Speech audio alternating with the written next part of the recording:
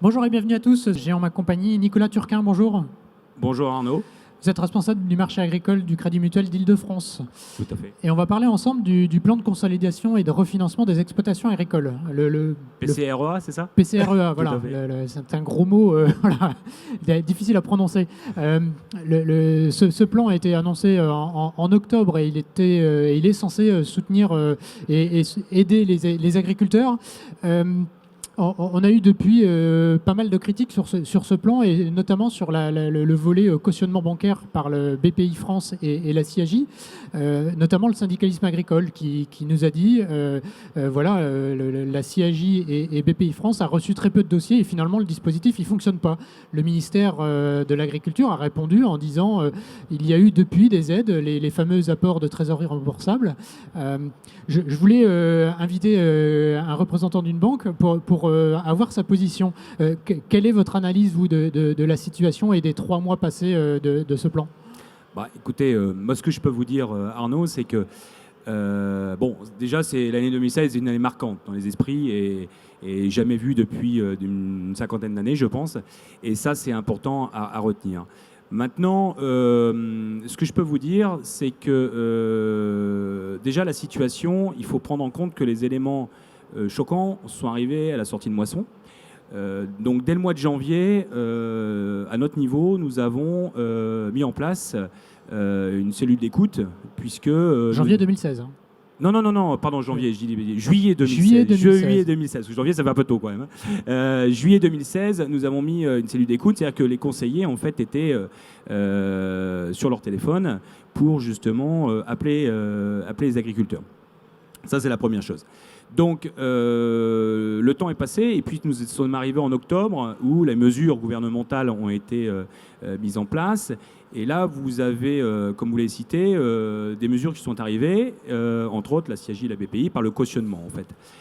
Mais avant cela, il y avait, et je le rappelle quand même, plusieurs mesures, plusieurs outils. C'était une boîte à outils. Hein. On a bien parlé de boîte à outils parce que c'était vraiment l'objectif. L'objectif premier, c'était dans la boîte à outils, c'était d'avoir du report de capital. Du report de capital, ce qui permettait de mettre en place une solution très rapide vis-à-vis de l'agriculteur. Ça a été grosso modo la majorité des situations. Ensuite, vous avez eu le prêt de consolidation, hein, qui répondait à un autre besoin. Et le dernier cas qui a été la restructuration. Ça, c'était les situations les plus difficiles, on va dire. Sur les deux derniers cas, nous étions dans une situation de CIAJ et BPI, d'accompagnement de CIAJ et de la BPI, et qui se faisait en lien avec le réseau et l'organisme cautionneur. CIAJ avait l'outil Globalex et la BPI avait l'accompagnement qui était leur outil propre. Une fiche de liaison était mise en place et cette fiche de liaison permettait rapidement en fait, de prendre une décision. Ce que je peux dire aujourd'hui, c'est que la réactivité était présente, la réactivité a été forte, puisqu'on avait entre 3 et 5 jours de délai entre le moment où on envoyait le dossier et le moment où on avait une réponse des organismes. On a entendu dire que la mécanique de ce dispositif était rouillée et que ça n'allait pas au bout. Pour vous, c'est pas vrai? Écoutez, moi, j'ai pas eu de retour négatif en soi. Maintenant, tous les dossiers n'ont pas été acceptés.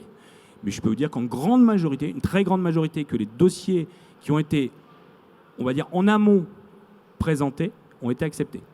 Soit par la CIAJ, soit par la BPI. Hein. Bon, après, vous avez des règles, bien évidemment, de ratio qui sont propres aux organismes. Et donc, je peux vous dire qu'en gros, à 95%, les dossiers qu'on a envoyés ont été acceptés. Ouais. En Île-de-France, enfin, vous gérez le secteur Île-de-France. Est-ce que vous êtes dans les mêmes ratios d'agriculteurs et d'exploitations en difficulté par rapport au reste de la France? Aujourd'hui, les producteurs en Île-de-France s'en sortent un peu mieux que la moyenne ou... Vous savez, l'Île-de-France, c'est une grande région, c'est une belle région. Les difficultés ont été fortes. Si vous prenez une carte de climat ou de moins qui recense les intempéries qui sont tombées sur la France pendant les périodes difficiles, l'Île-de-France a été la plus touchée. Hein. D'ailleurs, les mesures qui ont été faites au niveau de la DGFiP pour les taxes foncières non bâties et ainsi de suite ont été révélatrices puisqu'elles ont permis justement de soulager. Dire que c'était plus facile, non, pas du tout. puisque vous êtes sur des structures céréalières importantes, qui ont des besoins de fonctionnement importants, qui ont des charges de mécanisation importantes, et les échéances sont là. Et à un moment donné, quand on n'a pas les revenus, on ne peut pas forcément payer les échéances, et nous, on doit se faire fort d'être en accompagnement. Alors je tiens quand même à remercier fortement et vivement l'équipe, puisque j'ai une équipe quand même d'experts qui sont capables de répondre au pied levé, et en plus de ces équipes d'experts, une cellule d'engagement qui a vraiment pris le dossier sous le bras et qui a vraiment mis les moyens pour justement avancer sur le sujet. Je reviens encore sur le dispositif de cautionnement BPI CIAJ. Oui. Ce volet-là a été prolongé de 2 mois. Il va courir jusqu'à fin mai, je crois. D'après ce qu'on a entendu, oui. Parce que l'argument, c'est que il y a des besoins qui vont arriver et les cas, peut-être les situations les plus difficiles, vont être entre vos mains et vont être à traiter maintenant. Est-ce que vous partagez ce constat ? Oui, parce que j'allais dire de juillet-août jusqu'à la fin de l'année, il y a eu les ATR entre deux, il y a eu des ventes de céréales et autres. On n'a pas, même s'il y avait un climat anxiogène, il n'y a pas eu la totalité de la situation difficile. Janvier, on a commencé à voir apparaître aussi des situations qui n'étaient pas apparues auparavant. On reste très vigilant jusqu'à la prochaine moisson. Et clairement, la mesure de report jusqu'à fin mai, elle était, à mon sens, essentielle, puisqu'il n'était pas aujourd'hui faisable de pouvoir déboucler tous les dossiers au 31 mars.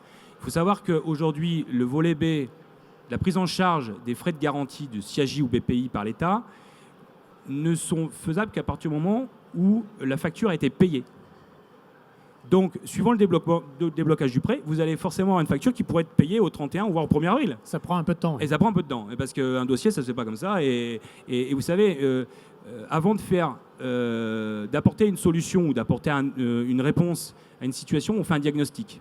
Et le diagnostic, il fait intervenir plusieurs partenaires du monde agricole, qui est le banquier, qui est le comptable, qui est les fournisseurs, qui sont également l'agriculteur. Donc tout ça, ça doit se converger vers un même point de synthèse. Et avant d'arriver à cette situation-là, il y a du temps qui se passe et parfois ça prend plus de temps. Et fin mai, ce sera suffisant ou il faudra encore reporter ? Je ne sais pas. Pour l'instant, en tout cas, nous à notre niveau, j'espère qu'on n'ira pas au-delà. Mais en tout cas, ce que je peux, moi, voir, c'est que grosso modo, on est sur une situation où on a traité 90-95% de nos dossiers. Donc j'allais dire qu'à fin mai, on devrait avoir réglé l'intégralité de nos dossiers. Maintenant, il y aura peut-être 1 ou 2 dossiers qui mériteront peut-être d'être abordés différemment.